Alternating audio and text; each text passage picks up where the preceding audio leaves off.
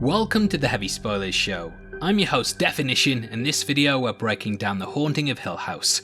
When the show first aired on Netflix in 2018, it completely blew me away, and today it stands as my favourite TV show of all time.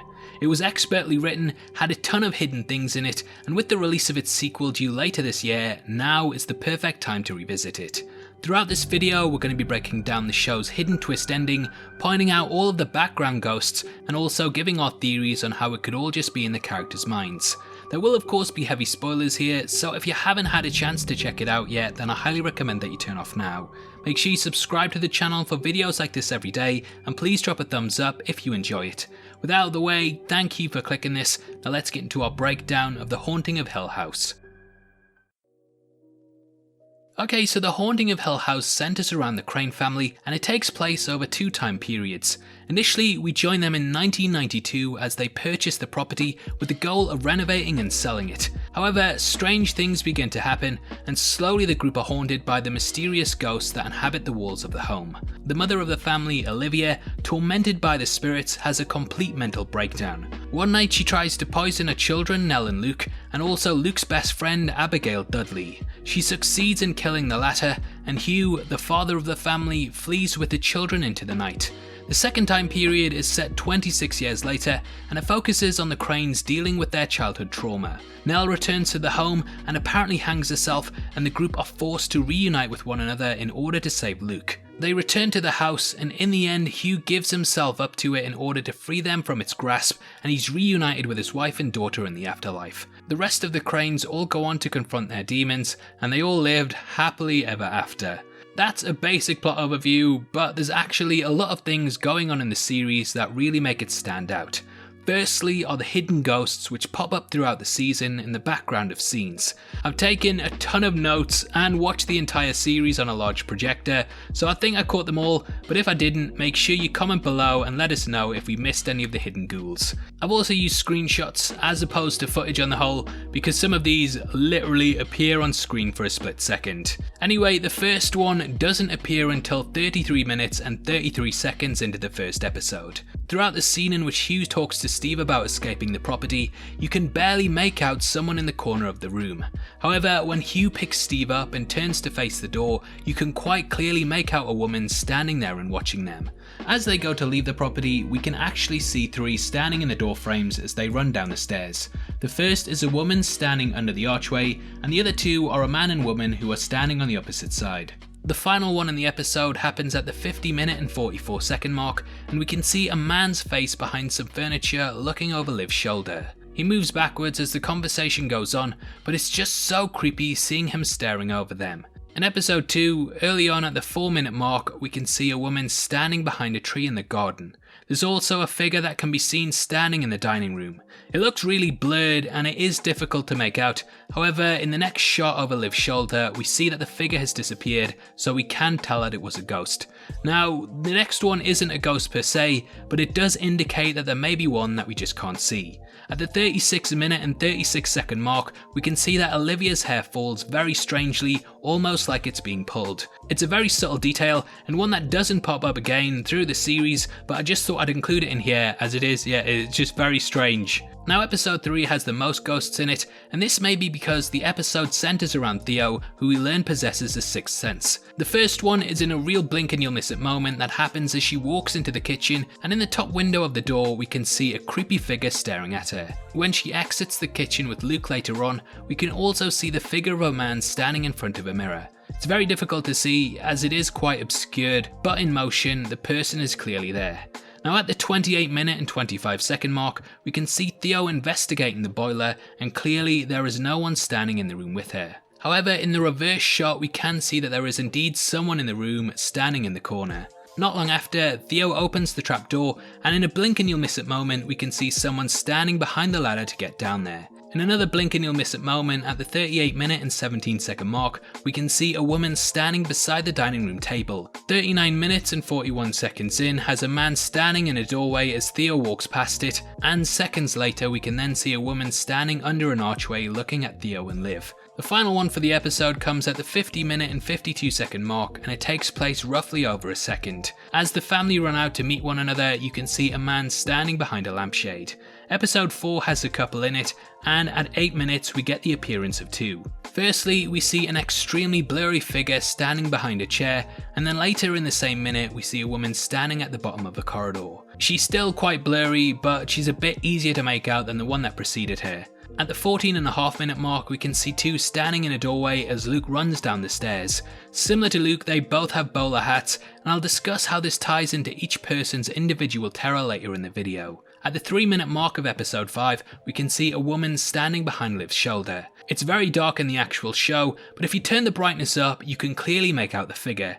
Nell is later stalked by a figure under the piano, and though again it's difficult to make out its face and body, you can see its hands pressed against the floor as it listens in on her talking with her mother. We also see a figure standing behind the character at the 23-minute mark, and this one just creeps the hell out of me. Episode 6 has a kind of obvious one at the 14.5-minute mark, with Nell standing behind the family as they look over her body. This one is a bit more subtle, but at the 41-minute mark, as Liv enters the room looking for Nell, we can see that the statue heads are facing a certain way. However, we can later see that one of them turns when Liv goes back into the corridor. At 42 minutes and 13 seconds, we can also see a woman sat on the bed as Liv continues her search for Nell. Episode 7 has a very brief one as Hugh clears out the mold, and we can see a woman staring at him from behind a pillar. Later, the same woman appears in the same room with a hand behind a police officer. I guess she must have had a free schedule that day. Now episode 8 doesn't really have many ghosts in it, and this may be because we see it from Steve's POV and he doesn't really believe in them. However, at the 6-minute and 45-second mark, he does pass a clock repairman on the stairs that we later learn is a ghost. Episode 9 has a lot more than the prior entry, and at the 1-minute 15 mark we can see a man standing under an archway. At 8:09 the clock fixer is back on the stairs, and at the 8:12 mark we can see a woman in the kitchen looking at the children through a window. That one is designed to give you nightmares. 22 minutes and 48 seconds in, and the clock repair guy is back on the stairs for the final time, and at 35 minutes and 55 seconds we can see a man standing under an archway as they say goodbye to Liv. Also, the motel that Olivia stays in is the same one that Nell did before she made a final visit to the house. At 39:34 we can see the shadow of a woman standing under an archway, and as we know, this is a prominent place for ghosts to stand about in. Olivia also calls Shirley her kitten, which may be a reference to the dead kittens that Shirley looked after, which we'll talk about in just a bit. Episode 10 doesn't really have any hidden ghosts, but there are a crap ton that follow Steve out as he exits the property. This showcases all of the victims that the house has claimed over the years, and lets us know that this isn't a very nice place. Now, there are a ton of other moments of foreshadowing throughout the piece as well. For example, when Nell hangs herself, though we don't discover this until much later, all of the Crains wake up at the exact same moment that it happens and clasp their throats. This is most noticeable in Luke, who has a shared empathy with his twin sister, and therefore he feels it more. Olivia also tells the children that when the porch light is on that it's time to come home. When Nell returns home, the lights flare up, signalling her to do this. She also sees them at the vending machine before making the trip back to the house. In episode 2, the porch light on the Forever House model flashes to indicate this, and in episode 4, when the man with the bowler hat stalks Luke, it is revealed to be Olivia, who shines light in his face. At one point in the series, Theo gets asked if she can feel a cold spot in the house. Cold spots in fiction often indicate that ghosts are present, but Theo replies by saying that the whole house is cold. This doesn't mean that the temperature is bad and that they need to get some radiators, but it actually means that it's full of ghosts, which Theo would be more susceptible to as she has psychic abilities. As children, Shirley and Theo are in a room and they hear banging on the walls and doors, which scares the life out of them. Later, this is repeated in the funeral home when they're arguing on Halloween, and it shows the house often brings things back to torment the family. In episode 4, Olivia also points to the stairway and states that she doesn't like the ropes there as she can picture bodies hanging from it. This would of course be the spot at which Nell ended her life in the very same manner. There's probably a hell of a lot more, but those are the main hidden aspects within the show. But what about the hidden aspects of its ending? Well, in order to discuss that, we have to discuss the house itself. Now, from the off, we get the sense that Hill House is just pure evil. It tortures its occupants and feeds them with hallucinations that slowly drive them insane. It can bend space and time, resurrect the dead, and because of the mold that exists within the house, even the air itself is a poisonous gas.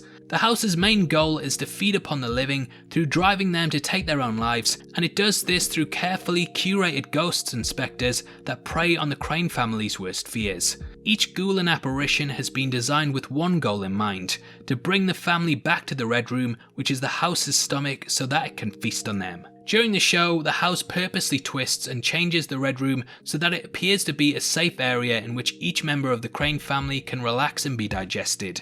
To Luke, it's a treehouse, Theo sees a dance studio, Steve sees a game room, Olivia gets a reading room, and so on. It is a room which is tailor-made towards them so that they can feel some sense of sanity whilst also being driven insane. There are hints that each member is in the Red Room throughout the season, as the window is always the same. The door is the same shape whenever it is seen from the inside, and the handle is too. There are also subtle lines that show the scenarios that the room takes on are also false.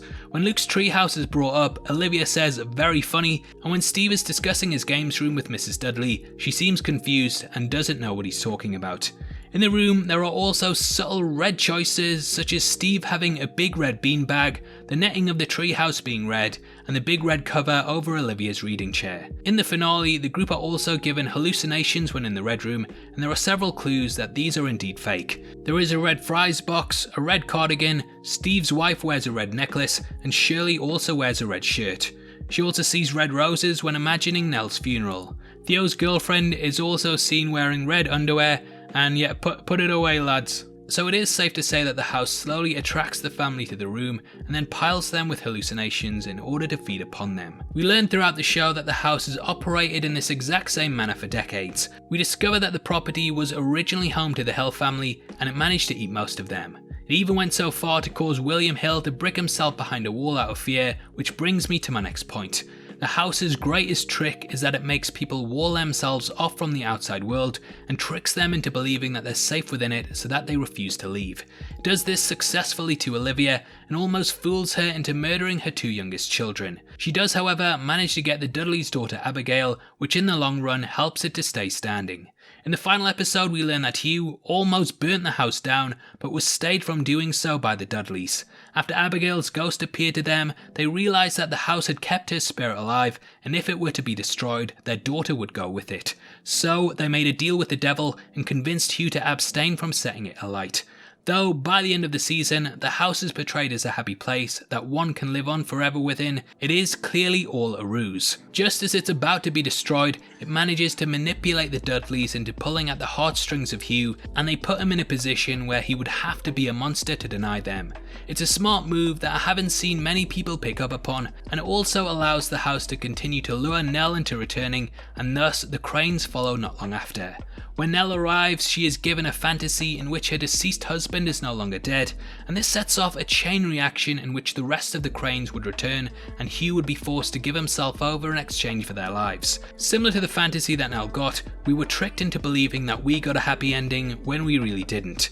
The saying that the house always wins is definitely true here. To me, this is hammered home by the fact that the house has a clear control over time. We discover that the bent neck lady that haunts Nell is actually a version of her from the future. In a last-ditch attempt, at the moment of her death, Nell travels back in time to warn herself, but ultimately this ends up making her return to the house to commit the act that would lead to her doing it. Nell obviously did not possess the power to control time herself, so this was the house playing its hand to cause her to return there so that it could feed upon her once more. It's a brilliant reveal, and it definitely stands as one of the strongest moments in the show. So, in the end, though the Crains believed that they won, they really didn't. It took their mother, father, Nell, and the Dudley's daughter. We see in the end that the Dudleys returned there and died in the property, so it also took them too. We learn throughout the season that the entire Dudley family worked as the groundskeepers for the house, and thus they were pretty much slaves to it.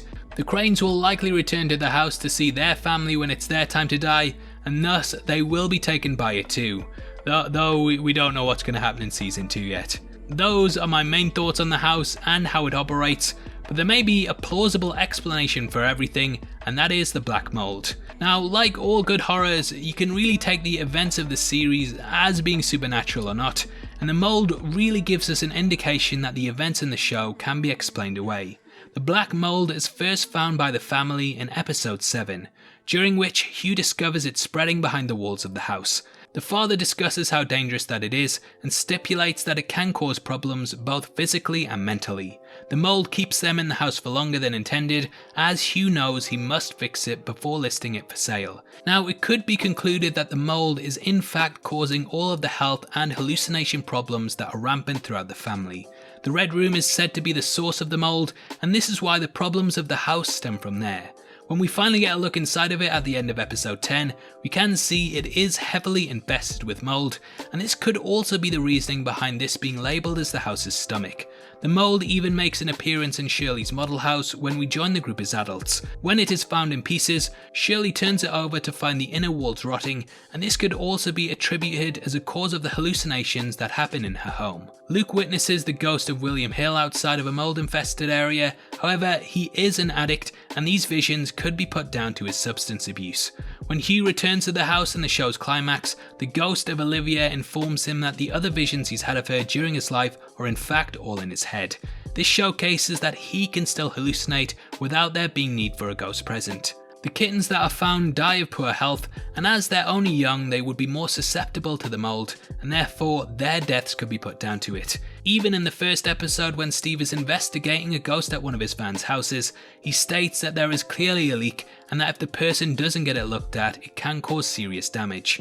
A lot of the banging in the house is explained away as being the pipework within, and should this burst, the mold would spread quicker. In episode 9, we discover Olivia's mental illness came from when her mother and father died when she was very young. She suppressed the grief, and then it hit her all at once, and the mold could have made these memories resurface. We also learn about Poppy Hill, a previous occupier of the home that went insane, as did her husband. Steve finds a dresser in episode 8, and the underneath is laced with mold, perhaps showcasing the cause of her insanity.